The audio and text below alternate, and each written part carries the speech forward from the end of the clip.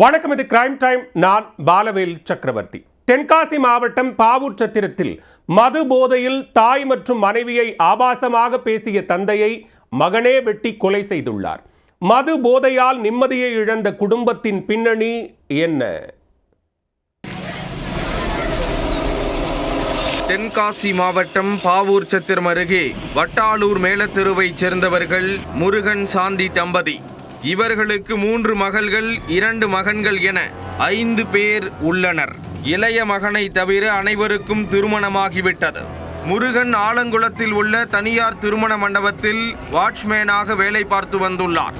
இவரது மூத்த மகன் பாலசுப்பிரமணியன் குற்றாலத்தில் உள்ள சிப்ஸ் கடையில் வேலை பார்த்து வருகிறார். மது போதைக்கு அடிமையான முருகன் வழக்கம் போல் குடித்து விட்டு வீட்டிற்கு வந்து அவரது மனைவி மற்றும் மருமகளிடம் ஆபாசமாக தரக்குறைவாக பேசி தகராறில் ஈடுபட்டுள்ளார். மேலும் மனைவி, மருமகள், பேர குழந்தைகள் என அனைவரையும் வீட்டை விட்டு வெளியே தள்ளி வீட்டை பூட்டியிருக்கிறார்.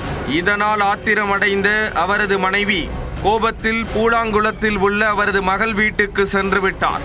மருமகளும் பேர குழந்தைகளும் என்ன செய்வது என்று தெரியாமல் பக்கத்து வீட்டில் இருந்துள்ளனர். இது குறித்து தகவல் அறிந்த பாலசுப்பிரமணியன் தந்தை மீது கடும் கோபத்தில் வீட்டிற்கு வந்திருக்கிறார். அப்போது வீட்டில் கட்டிலில் படுத்திருந்த தந்தை முருகனிடம், நீ ஏன் இப்படி குடித்துவிட்டு அடிக்கடி தகராறு செய்கிறாய் என்று தட்டி கேட்டுள்ளார் பாலசுப்பிரமணியன். அப்போது இருவருக்கும் இடையில் வாக்குவாதம் ஏற்பட்டு கைகலப்பாக மாறியுள்ளது.